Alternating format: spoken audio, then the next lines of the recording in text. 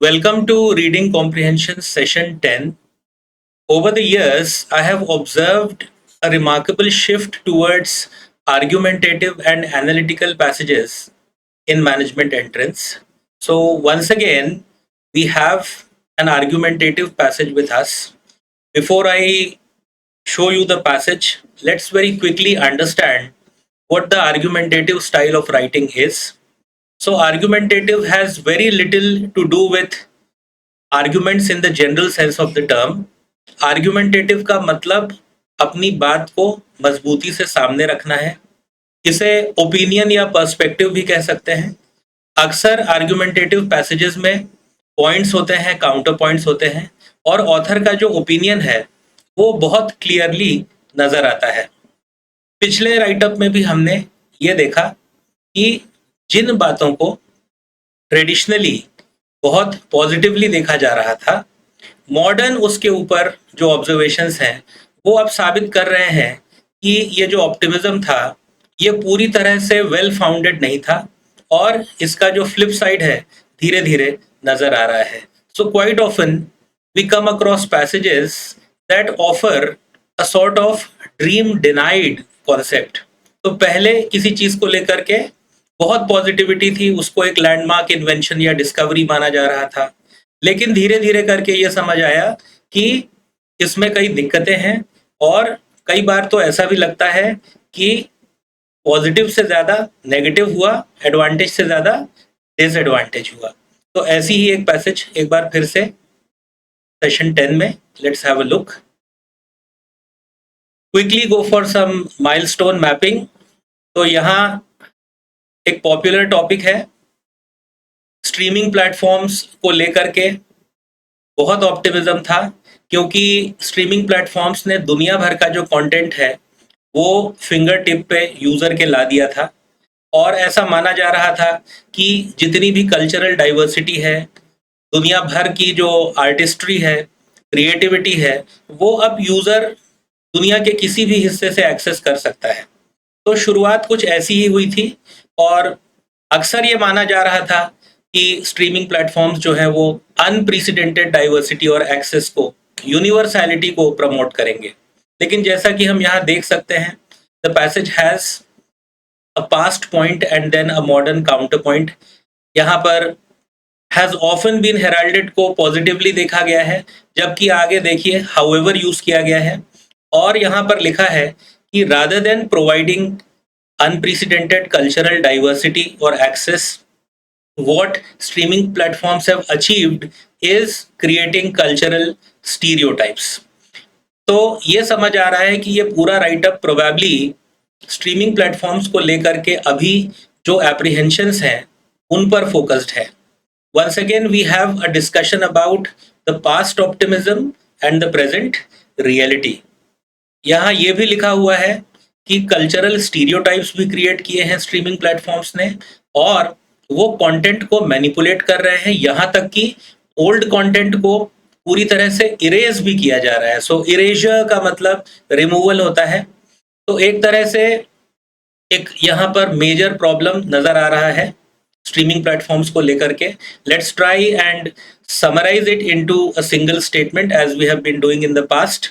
So we can safely say that it is true that streaming platforms have universalized access, they have expanded access, but at the same time, there is a flip side to it, and that is promoting cultural stereotypes.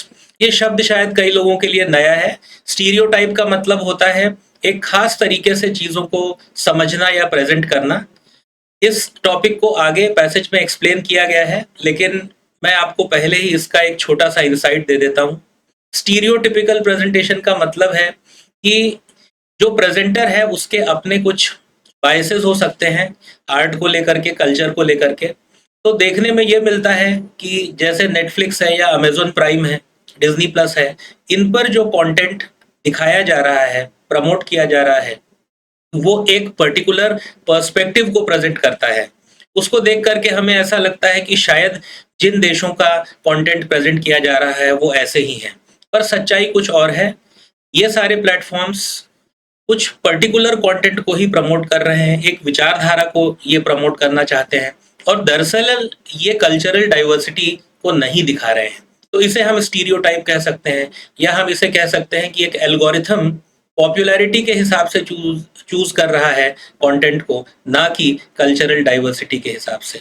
So these platforms definitely are encouraging universal access, but at the same time they are promoting a certain mode of cultural thinking, that way creating stereotypes, और इससे past जो है वो manipulate हो रहा है, reshape हो रहा है, और यहाँ तक कि कुछ पुराना कंटेंट जो है पूरी तरह से हटाया भी जा रहा है। फर्स्ट पैराग्राफ ज़्यादातर थीमेटिक होता है, तो यहाँ से अंदाज़ा लग जाता है कि ये passage largely content manipulation, content alteration, at times content erasure और रिमूवल इस पर है, और क्रिटिकल है, नेगेटिव टोन है ऑथर का। आगे देखते हैं। Once again let's quickly go for some milestones. यहाँ एक बार फिर से ट्रेडिशनल ब्रॉडकास्टर्स का जिक्र है। तो ट्रेडिशनल जो ब्रॉडकास्टर्स थे, ओल्ड जो टेलीविजन था या प्लेटफॉर्म्स थे, उनका इंटेंट सिंपल था, वो सिर्फ और सिर्फ डिस्ट्रीब्यूट कर रहे थे कंटेंट, ठीक है।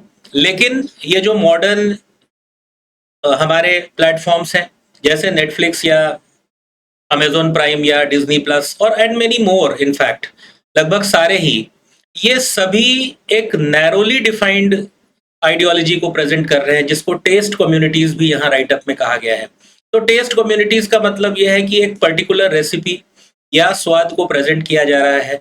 ये दरअसल कल्चरल डाइवर्सिटी को प्रमोट या डिनोट नहीं करता है, ऑथर ये कहना चाह रहा है। और आगे देखें तो ये प्रेजेंटेशन एक तरह से देखा जाए तो ट्रोप्स के फॉर्म में है। इसका क्या मतलब है? ट्रोप्स बेसिकली रेफर्स टू एक ऐसा कंटेंट जिसके साथ आसानी से लोग रिलेट कर पाते हैं, रिकग्नाइज कर पाते हैं, पर जरूरी नहीं कि वो कल्चरल डाइवर्सिटी को ठीक से रिप्रेजेंट कर रहा हो। कुछ एग्जाम्पल्स भी यहाँ पर दिए गए हैं। जैसे इंडियन कंटेंट की अगर हम बात करें तो लार्जली जो स्ट्रीमिंग प्लेटफॉर्म्स पे इंडियन कंटेंट है, आप पाएंगे कि उसमें या तो बहुत सारी वेब सीरीज होंगी जिनमें क्राइम थ्रिलर्स हैं, या फिर बहुत हाइपर नेशनलिज्म वाले ड्रामा जो है वो दिखते हैं। तो कई बार इनको देख करके लगता है कि भारत में सिर्फ क्राइम हो रहा है या सिर्फ यहाँ पर फैनेटिक नेशनलिज्म है, जो कि सच नहीं है। एक और एग्जाम्पल ऑथर ने यहाँ कोट किया है, this is of Latin America और अफ्रीकन कल्चर्स। तो यूजुअली जो स्वादी वर्ल्ड है, ब्लैक स्किन्ड जो कम्युनिटीज हैं, उनको लेकर के भी जो पोर्ट्रेयल है स्ट्रीमिंग प्लेटफॉर्म्स पे वो बहुत नेगेटिव है। ज्यादातर आप देखेंगे कोई अफ्रीकन मूवी या सीरीज तो उसमें वायलेंस, पॉवर्टी और इसी तरह के स्टीरियोटाइप्स को प्रमोट किया जा रहा है, जबकि कल्चरल रियलिटी इन तमाम देशों की इससे काफी अलग और डाइवर्स भी है, जिसे प्रेजेंट नहीं किया जा रहा है। मतलब सेलेक्टिव प्रेजेंटेशन है, बायस्ड प्रेजेंटेशन है, प्लेटफॉर्म के अपने जो प्रॉफिट मोटिव्स हैं, जो कल्चरल स्टीरियोटाइप्स की वजह से वो प्रमोट कर रहे हैं, यही सब नजर आ रहा है। Once again we can quickly summarise it in one sentence. तो इस पैराग्राफ को हम एक लाइन में ये कह सकते हैं कि जो स्ट्रीमिंग प्लेटफॉर्म्स हैं वो एल्गोरिथम्स को यूज कर रहे हैं। एल्गोरिथम का मतलब है कि एक पर्टिकुलर स्ट्रक्चर को यूज कर रहे हैं और इसी से वो पुश कर रहे हैं अपनी आइडियोलॉजी को। और इस तरह से अगर हम देखें तो जो कल्चरल डाइवर्सिटी है, कल्चर में जो भिन्नता है, वो प्रमोट नहीं हो रही, सिर्फ स्टीरियोटाइप्स सामने आ रहे हैं। सो दिस इज मोर और less an elaboration of the previous paragraph. Moving ahead, let's see if the same theme continues further. यहाँ पर 2 पैराग्राफ्स हैं। Quick milestone mapping once again. आप चाहें तो वीडियो को बीच बीच में पॉज करके इसे ध्यान से पढ़ सकते हैं, and then you can listen to my discussion. Once again in this paragraph there is a reference to the production of algorithms and stereotypes. Familiar patterns जो हैं, जो इजीली मार्केट किए जा सकते हैं और लोगों को पसंद आते हैं, उनको प्रेजेंट किया जा रहा है, ना कि एग्जैक्टली कल्चरली जो बातें करेक्ट हैं, जो प्रेजेंट हैं, उनको नहीं प्रेजेंट किया जा रहा, राइट। और इसको एल्गोरिथमिक एसेंशियलिज्म कहा जा रहा है। एल्गोरिथमिक एसेंशियलिज्म का मतलब है कि एक ऐसा एल्गोरिथम प्लान कर लिया गया है, स्ट्रक्चर कर लिया गया है जो मार्केटेबल है और जिससे व्यूअर्स बढ़ेंगे इररेस्पेक्टिव ऑफ कि उसमें क्या दिखाया जा रहा है। तो इस तरह से स्टीरियोटाइप्स को प्रमोट किया जा रहा है। मूविंग ऑन, कुछ यहाँ पर एग्जाम्पल दिए जा रहे हैं कि कैसे जो ओल्डर कंटेंट है उसको मैनिपुलेट किया जा रहा है। कुछ जो क्लासिक फिल्म्स हैं जैसे डम्बो है या पीटर पैन है, इनको दिखाते वक्त अब कुछ डिस्क्लेमर्स दिखाए जा रहे हैं कि ये जो कंटेंट है ये आउटडेटेड है और ये कल्चरल कुछ प्रॉब्लम्स हैं जिनको यहाँ पर दिखाया गया है, तो व्यूअर्स इसको पिंच ऑफ सॉल्ट के साथ देखें। ये काफ़ी अजीब है क्योंकि सिनेमा जो है वो एक फ्री मोड है और उस पर डायरेक्ट कोई सेंसरशिप नहीं होनी चाहिए। जो भी पर्टिकुलर रियलिटीज थी समाज की, अगर वो किसी सीरियल में, प्रोग्राम में या मूवी में दिखाई जा रही है तो उसको छेड़छाड़ नहीं करनी चाहिए। So in the name of making it more palatable, liberal, और कहा जाए तो मोर लेट अस से डिसिप्लिन ओरिएंटेड, हम उसको मैनिपुलेट कर रहे हैं, ये लिखा हुआ है। तो this is again an accusation on streaming platforms. आगे देख पा रहे हैं कि कुछ जो एपिसोड्स थे जैसे द ऑफिस के, उनको एडिट किया गया है। यहाँ तक कि कुछ जो कंट्रोवर्शियल सीन्स हैं उन्हें रिमूव तक कर दिया गया है। तो इस तरह से दोनों जो पैराग्राफ्स हैं वो digital manipulation, digital erasure, okay, at times providing disclaimers and mentioning certain points related to racism etc. इसकी कोई रिक्वायरमेंट नहीं है। जो हमारा व्यूअर है उसके डिस्क्रिप्शन पे ये सब छोड़ देना चाहिए। सच मैनिपुलेशंस आर ऑब्वियसली अनडिजायरेबल। तो ऑथर इसके अगेंस्ट नजर आ रहा है।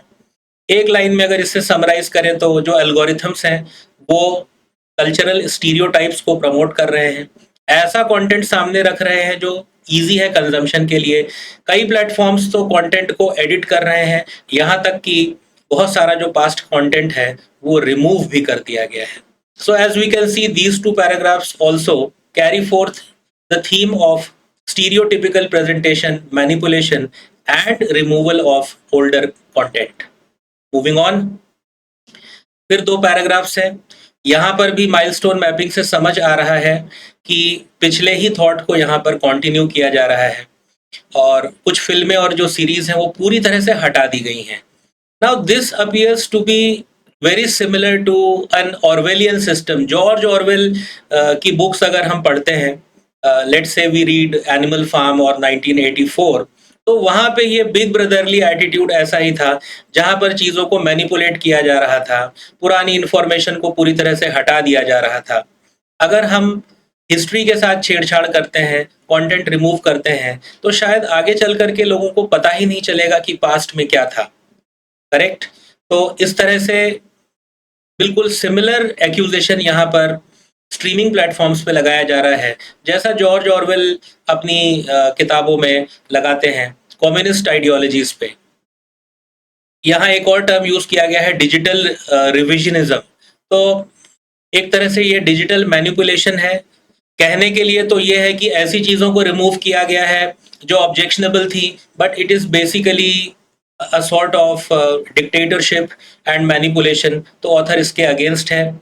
आगे ये भी लिखा है कि ऐसा कंटेंट जो प्रिवेलिंग मार्केट जो भी सेंसिबिलिटी है उसके हिसाब से नहीं है, या उसमें कोई ऐसी आइडियोलॉजी को प्रेजेंट किया गया है जो मार्केटेबल नहीं है, तो वो सब धीरे धीरे खत्म हो जाएगा, या तो मार्जिनलाइज हो जाएगा या पूरी तरह से इरेज हो जाएगा।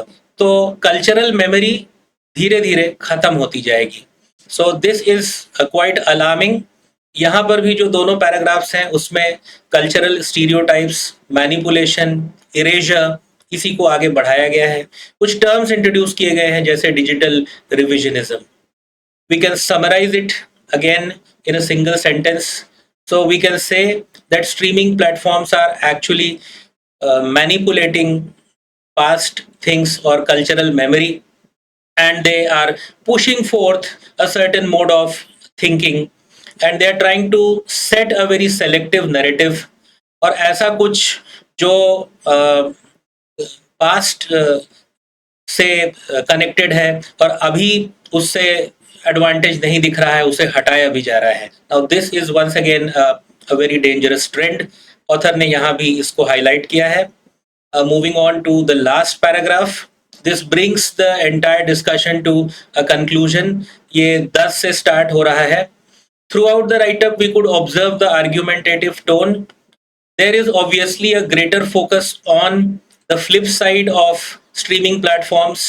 It appears to be a dream denied, क्योंकि जब शुरुआत हुई थी तो बहुत ऑप्टिमिज्म था स्ट्रीमिंग प्लेटफॉर्म्स को लेकर के, जैसा कि मैंने शुरू में भी कहा, लेकिन कुछ उल्टा ही साबित हो रहा है। अगर हम एक फेयर इवैल्यूएशन करें पूरे राइटअप का, तो ऑथर ने नेगेटिव्स को ज़्यादा हाईलाइट किया है, पॉजिटिव को एक्सेप्ट किया है। ऐसा नहीं है कि पॉजिटिव पार्ट को ऑथर ने नेगेट किया है, जैसे कि हम यहाँ देख सकते हैं कि while platforms like Netflix, Disney Plus have undeniably democratized access to media, ये कहा गया है, मतलब media is accessible across the globe, ये एक पॉजिटिव साइड है। But at the same time the centralised control over cultural representation, जिसको author ने स्टीरियोटाइप कहा है, एल्गोरिथम कहा है, ये कहीं ना कहीं जो हमारी हिस्टोरिकल और कल्चरल कॉन्टिन्यूटी है, डाइवर्सिटी है, उसे रिप्रेस कर रहा है। तो ये कंट्रोल गलत है, ऑथर इस बात को यहाँ प्रेजेंट कर रहा है। एक लाइन में बोलें तो स्ट्रीमिंग प्लेटफॉर्म्स जो हैं, on one hand they have universalised access to content, but at the same time they are trying to control culture, memory, and that way they are harming diversity and overall cultural spread. It is no doubt a very relevant topic, और अगर आप streaming platform से जुड़े हैं तो definitely इस बात को महसूस कर रहे होंगे। Now having observed this passage, it becomes clear that topics that are contemporary would be there in the test.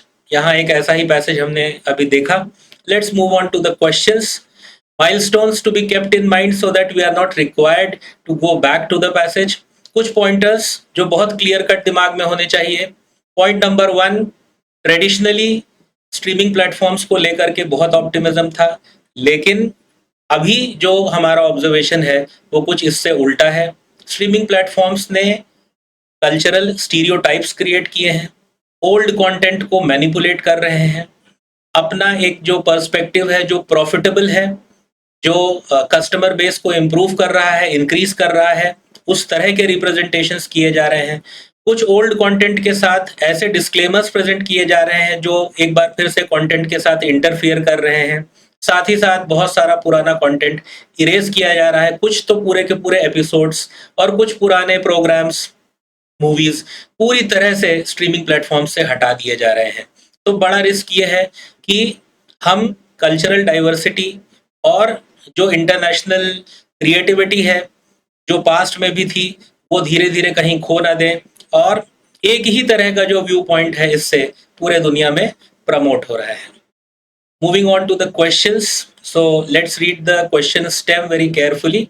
Which of the following if true would the author most likely agree with accept?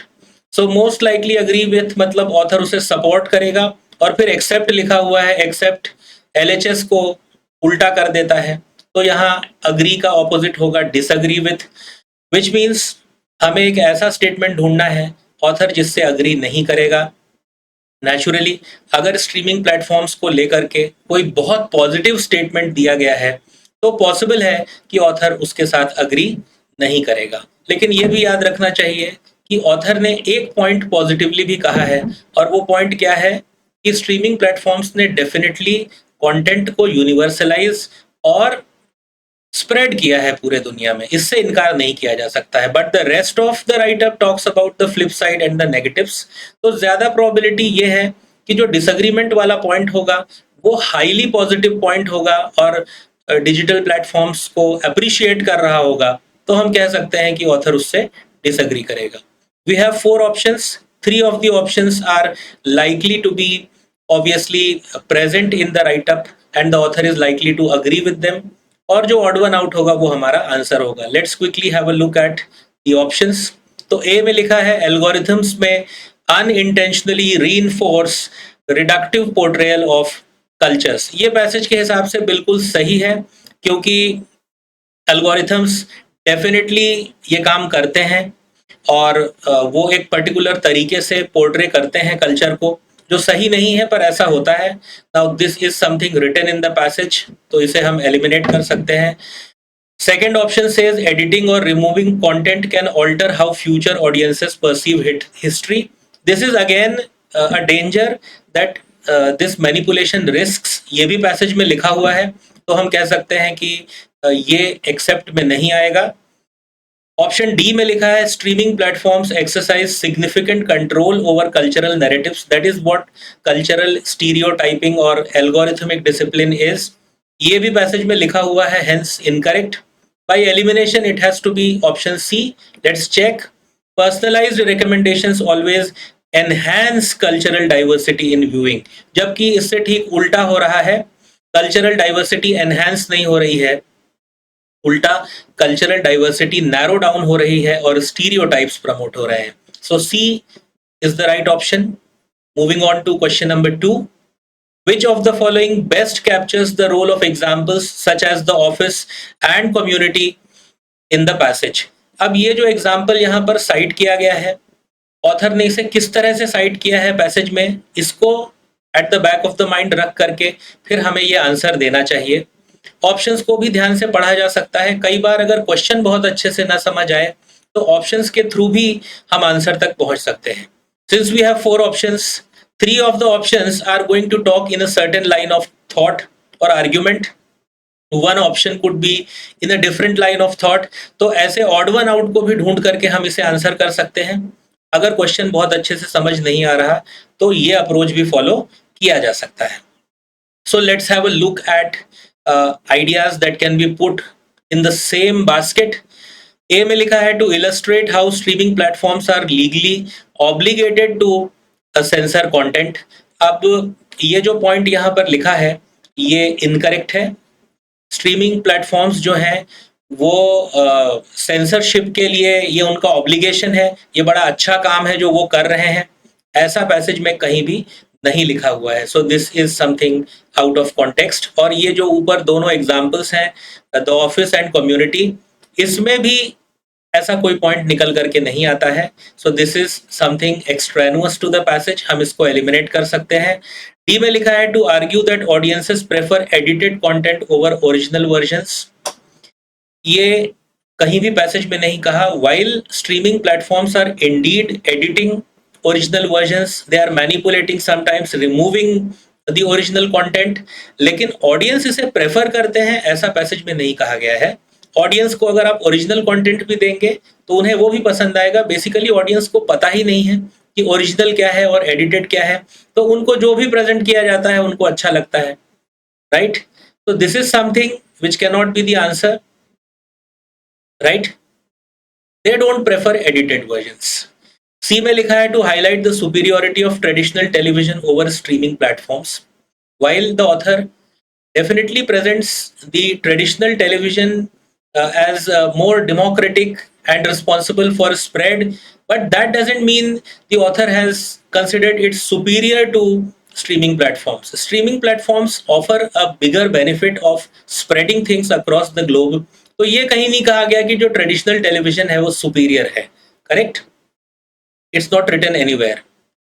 B में लिखा है to demonstrate instances of content modification and selective removal, तो ये जो दोनों examples question में दिए गए हैं, द ऑफिस एंड कम्युनिटी, यहाँ पैसेज में यही लिखा था कि इन दोनों जो कंटेंट है इनको मैनिपुलेट किया गया, इसमें कुछ हिस्सों को मॉडिफाई किया गया टू सूट कल्चरल स्टीरियोटाइप्स। तो ये जो मैनिपुलेशन है, मॉडिफिकेशन है, ये ऑथर के थीम से मैच हो रहा है। So that way option B makes the best sense. Moving on to question number 3, which of the following if false would most weaken the author's argument except? अब जैसे यहाँ पर false भी लिखा हुआ है और most weaken भी लिखा हुआ है, तो हम इसको चाहे तो सिंप्लीफाई कर सकते हैं। इसे इस तरीके से देख सकते हैं कि which of the following if true would strengthen the author's argument। तो अगर ये मान ले नीचे लिखे हुए स्टेटमेंट्स ट्रू हैं तो ऑथर का आर्गुमेंट स्ट्रेंथन हो जाएगा, और फिर लास्ट में एक्सेप्ट लिखा है तो स्ट्रेंथन का एक्सेप्ट मतलब वीकन द आर्गुमेंट। तो लार्जली हमें यहाँ पर ये ढूंढना है कि कौन सा स्टेटमेंट ऑथर के आर्गुमेंट का काउंटर पॉइंट है या उसे वीकन करेगा।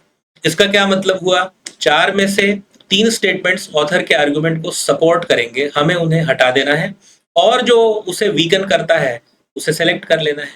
सो लेट अस सी।